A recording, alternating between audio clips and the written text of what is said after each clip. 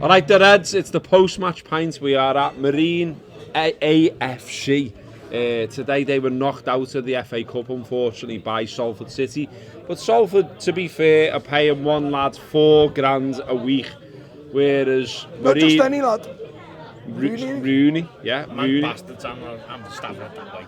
Oh, yeah.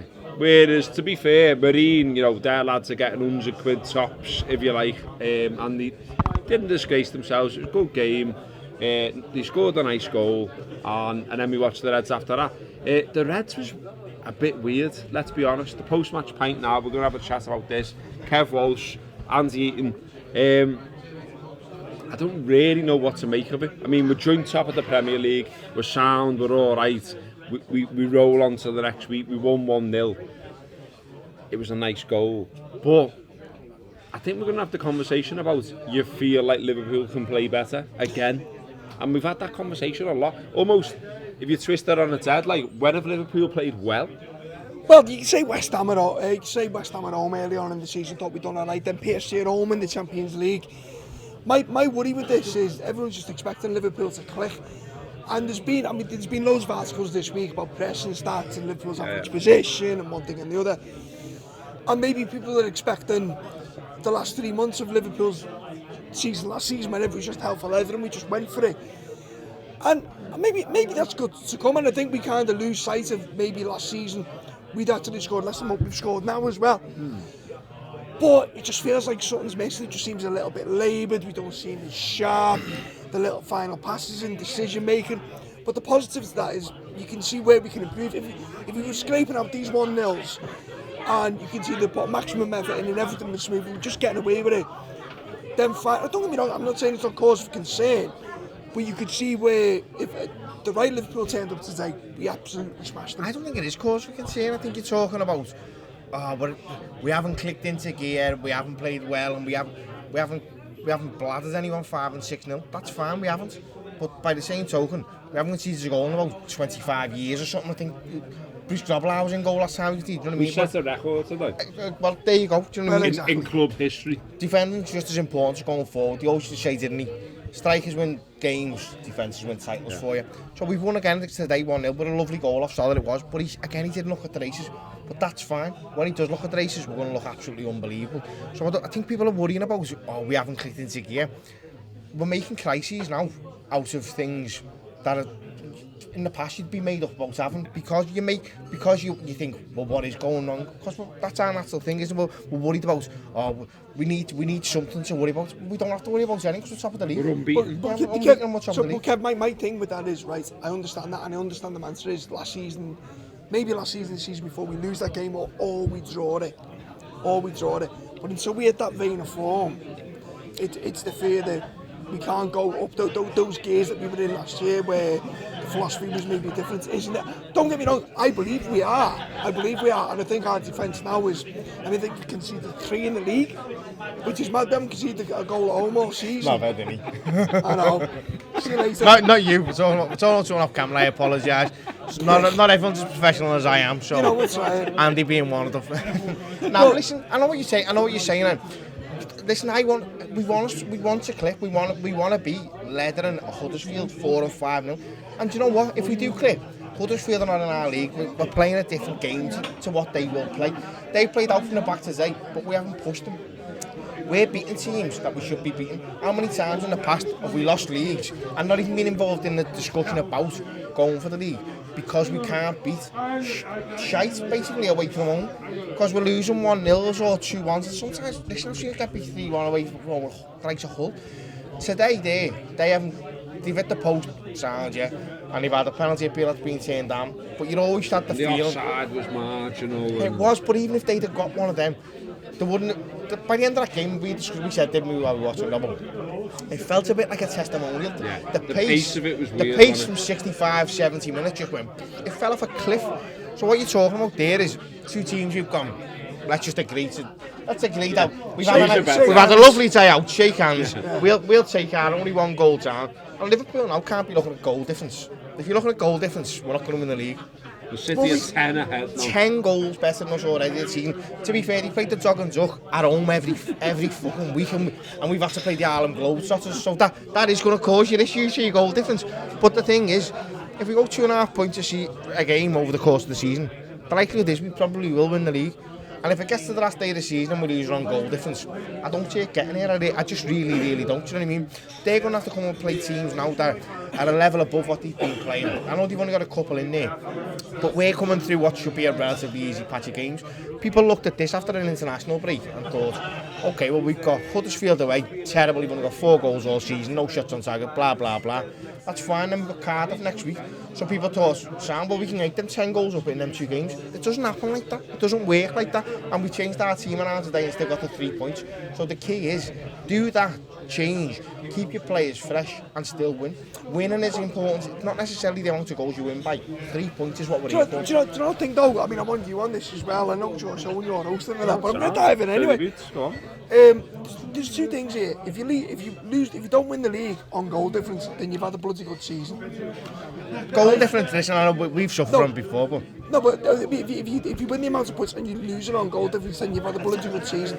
And There's a lot of people jumping in the maze if we lose the league on fucking thing is, goal though, difference. Imagine you get 90 odd points and they've scored 10 more. It's happened to us before. 1989 it happened to us, didn't it? We lost it on goal difference, so you can't say it won't happen. But the reality of the matter is, you're playing against the Man City team, they're unbelievable. Where it was the inside though is the pressure they're playing under. So every other season, so I've said this, so like when we finished second under Rafa, when we finished second under Urier, when we finished second under Rodgers, there was no real burden of expectation from this first game of the season. That's different. That's the key. Those title challenges were based on not a 9-game win, now, as it is now, winning start of the season or unbeaten start of the season. Those title challenges were based on we've had a social start of the season and we've had an unbelievable run in the middle. So that's a totally different thing. So the pressure is different there. But I feel like it's the fans putting pressure on them. Today it looked like a bit of a difficult game and it looked like a bit leggy from the players. But we're saying it looks leggy. And I think Klopp got a little bit frustrated towards the end. But what we said during the game, then we know style domination can be a thing, can't it? Do you know what I mean? They had, at one point it flashed up and they'd had 67% possession or whatever it was second half. But every single pass had been behind the halfway line in their own half. You can have 100% possession if we're 1-0 up, mate. I literally don't care if we don't get a pass in, but we're 1-0 up, we can get the 3 points on the back. There was lots of changes though, weren't there, today, lads? And like we talked about the game, we talked about this in the bar when we were watching it. We were like, as soon as the team come out, we were like, everyone did the mechanic at the fucking garage when he's like assessing your car and went, what car are you driving, lads? I'm not sure. And I'll be driving at St. Carden or Lovren Carden. You know, everyone went Lovren at the back, Lallana in midfield, Lallana front three in the end, wasn't it? And then Shaqiri, and you just thought, is it one change too many? Is it one gamble too much? We've emerged the other side of it with 3 points. We're joint top of the league. There is the goal difference issue, but with hindsight, what did you think of the team now when you look back at it? Listen, the team to me said today that we're playing a team who are basically they're not on our level. It's shite, they are, but they still played out from the back. So if we play our normal front three against them and they're doing that passing on the back, we destroy them. But the thing is, you don't get any more points for destroying them. You get better goal difference, fine. But as we say, listen, at the end, this could come back and be a terrible video to look at by the end of the season. If we end up losing the league on goal, we'll look at it. By one. But the thing is, today we've done exactly what we need to do. If they'd have scored and got an equaliser, I think we'd have been able to step the level up. We've gone out there, second gear maybe, in reality probably first gear, and as soon as that goal goes in, we're in total control. They've got all the possession after the goal, but absolutely zero attacking threat. Their attacks come really before that, or around that time. So we've done exactly what we need to do, and we've also got Lallana in for a start, we've got Sturridge up front for a start, we've got Shaqiri playing a role that I think by the end of the season, when we're talking February, April, May, when we need someone to come into the midfield and have that set of legs where you come forward and you're bursting through. Shaqiri's it's not Shaqiri, yeah mate, jump in there now. It's like exactly what we were trying to get you to do at the start. It's all about muscle memory, isn't it? It's about getting players in there who you might not think are going to be the ones to start that game there, but when you get to the end of the season, you're like, well, like what we had with Oxlade Chamberlain last season. And Robertson, to be fair, as well. Exactly. So, what we're doing now, it's a holistic thing for the season. It's all about what's going to happen in February is just as important as what's going to happen now. So what we're doing with the likes of today's game, get 3 points and introduce a load of players into the game and probably a slightly different system to play. Introduce that now, so that when we're introducing it again in February, it's not like, I've got no idea what you're talking about here, boss. It's like, oh yeah, what we done at Huddersfield and it was shite, but we'll just make it work against AC Milan here. But you know, that's the type of thing we need to do, isn't it? Well, not all of us were part of a record 1,700 crowds at Marine today, watching them battle with the fucking big boys who've got loads of money, Gary Neville, etc. and all that. They did well today, you know. Some of them were actually at Huddersfield, including Paul Senior. He's done a little video for us. Here's Paul Senior's thoughts from Huddersfield on the game. We're here, we're at the John Smith Stadium, fucking hell. Liverpool haven't particularly put in a vintage performance tonight, but we've got the 3 points, and that's really all that matters. Fair play to Huddersfield, you know, they put a really vintage performance in for themselves, full of effort. They've really contained Liverpool, and we got the chance that matters, and thankfully, Mo Salah, you know, there's been talk about his form, there's talk about his finishing, comes up with the goods. But some highlights, Gini Wijnaldum's second half performance, excellent. Thought Shaqiri did well, Van Dijk, Gomez, Lovren without maybe the exception of a little rick towards the end where he could have gave away a penalty. But yeah, happy with the performance, happy with the 3 points, happy to stay close to Chelsea. Back to the lads recording. Nice one to Paul went the game today. Among other Anfield Wrappers, we were at Marine, as I say. Very unlucky today in the FA Cup. One of them. But biggest crowd for 25 years, do you reckon? good though, wasn't it? Good Yeah, as it's well. do you have a nice day? We'll do best haven't we? It was good one. I mean, they've looked after us as well. Let's put it just into a little bit of context. I know you wanted to hear us talk about the Reds, but Salford have got a lad up front who's on £4,000 a week. Who could be playing in the UEFA Cup this year if he just stayed with us. Club would be playing for the UEFA. Well, I know Marine's wage budget is about £2,000 a month. Put that into context. Did well today. It was good to see a good turnout, and I think in general, people should try and support grassroots clubs like that and all that. But anyway, today, weird game as we've already said and all that. If we start to focus on individuals and performances and stuff like that, what are you taking out as a positive, Kev? I mean, I think Mo's finish is a positive finish. Mo's finish is great. It was a lovely little deft touch type of finish, wasn't nice, it? Wasn't it? It was fed through and he put it off the post. They're always better to the post, aren't they? The rest of his game was probably a little bit downplayed, but you know what, I'm taking a positive again. Gomez, he was for me he's out of position at right back, he's not a right back. And again, to say when you're not necessarily expecting to get a lot of defensive work to do, it seems strange to have him there. But then he had a couple of times where he just arrives like someone flustered, but he's unflustered. But he doesn't sprint there.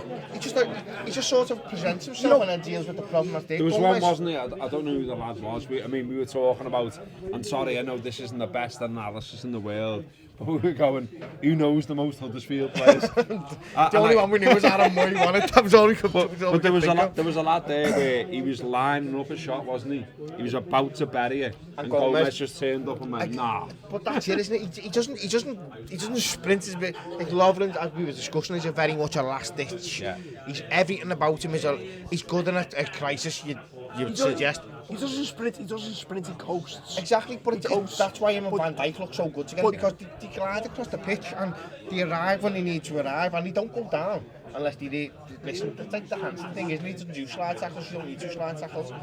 Gomez today I thought played really well. I think the rest were most of them were a bit ring rusty, but again, it doesn't matter if you're ring rusty and you win, it matters if you're ring rusty and you lose. What did they say about slide tackles? When you make a slide tackle and you lose the ground, you've lost control. There's 2 things on Gomez today. Number one, and we've seen it over the past couple of weeks, he's coming really impressed, is running the channels inside. So when the ball comes inside, he's got the pace to catch up with whoever. How many times have we seen when teams are broke and they've been exposed, he's got that, but he's got the intelligence to do it. And you were saying about the block shots earlier before, he had the intelligence to turn around and run. But the other thing as well, 87 minutes in, remember it. Who's nearest the opposition goal, the opposition touchline, trying to get Liverpool in second? I know everyone talks about Trent getting. I know, listen, I love Trent as a footballer. He's a great footballer. But literally, just as an attack, he's not shy of getting forward, and he's got the confidence to do it. And I think that there's a number of reasons. I think he's growing into himself. I think his coaching's been good. I think Van Dijk has helped him a hell of a lot. You know, he's really. The funny thing talking about the two of them there is, you're talking about Gomez getting forward, and listen, he's I'd say Trent's better, but I'd say Gomez is really good anyway. But what I'd say is we still need to look for a right back for the next 10 years because Gomez centre half all day, isn't he? No issues. And Trent is a midfielder. He's the way we started Gerrard on the right, 100% that's where he's going to end up in the middle. I think listen, Trent has got a trajectory which goes through the roof. If he carries on the way he's going and he's a humble kid who works hard, I don't see him dropping off a cliff. I don't even see him plateauing. I just see him going right the way through. On the Trent thing, can we go back with the Trent Gerrard right back thing? And you're at my age, so you'll know this, and you'll know this. But there's a couple of people watching this you might not know. Do you remember Tommy Smith in the Echo? Tommy Smith in the Echo said, "Leave him there because he'd be the best right back in the world." And he's right. He was right because he would have been the best right back in the world, and he proved it in the European Cup final when he was the best right back in the world. But it turned out he was the best centre mid in the world. But the thing in the same game, he was the best right back in the world, and he was the best centre mid in the world. Trent has got that in his locker. Trent is playing out of his skin at right back, and sometimes he looks like a young footballer playing right back, and you can get shunters over there just to get a little bit of experience, and it's not the easiest position on the pitch, but it's not necessarily the most pressurised either. When he goes into the middle, I think that's where he'll come alive. So when he goes into there and Gomez goes into the middle, we're literally now saying, fucking hell, we've lost two of the best right backs in the league. So and you've still got an England international in reserve there to come and fill in. Precisely. The other one quickly is Shaqiri. Obviously, people have been talking over and over again saying he needs to be involved, he needs to get the goal. He gets the goal, he sets the goal up. Impressed with them? Forget the assist. That's all great. And I thought Salah's finish was calmer than he's looked for a while, to be honest. Which is really positive. Looking at Shaqiri's there, I had a keen eye on him. The amount of times you see him picking the ball up within 30 yards of his own goal. And he got up people point when he got up to half time the other week. And I think he's finally getting it. He was challenging, he was chasing back, he was filling. I think he can be happy with his performance. I've got absolutely no problem whatsoever. Maybe there's a little bit of cohesion, but as you, Kev, and you've said as well, Gareth, that comes with practice, that comes with muscle memory, that comes with minutes in the legs.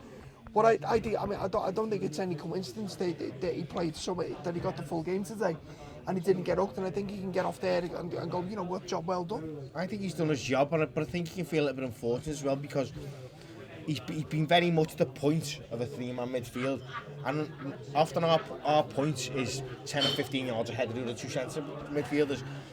Today, everyone who come on and played in that role, and there was a number of them because Henderson went off, we had Fabinho one. Everyone who come on there, they all sat very deep. It felt like a leggy performance, and it didn't feel like there was no one breaking lines. So it felt like the one you want to break the lines isn't necessarily the person who plays the point like Shaqiri has done today.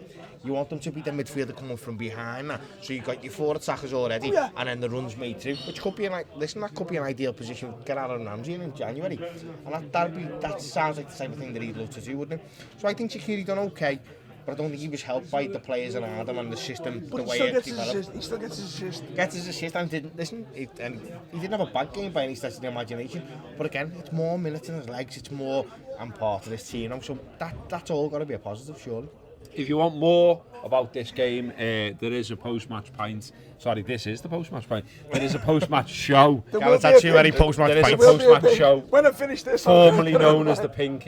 Rob Gutman is involved. Paul Cena is involved. They recorded it in a car. We've already seen a bit of a clip, and it's absolute dynamite, obviously, and you should definitely subscribe to the Anfield Wrap. If you've never been in a car with Rob Gutman, it's one you need to scrub off your bucket list. So get involved with that if you're not already, and subscribe to the Anfield Wrap. This has been the post-match pint from Marine AFC. Unlucky today in the FA Cup, but they will remain here. You should come down, support them, watch a match, have a pint. It's a good place to watch a bit of football if you're not watching the Reds. That's been the post-match pint. Thanks to Andy, thanks to Kev, thanks to Marine as well. I'm getting loads of thumbs up behind the camera here. Cheers, Paul. Up to Reds. Nice one, mate. Up to Reds.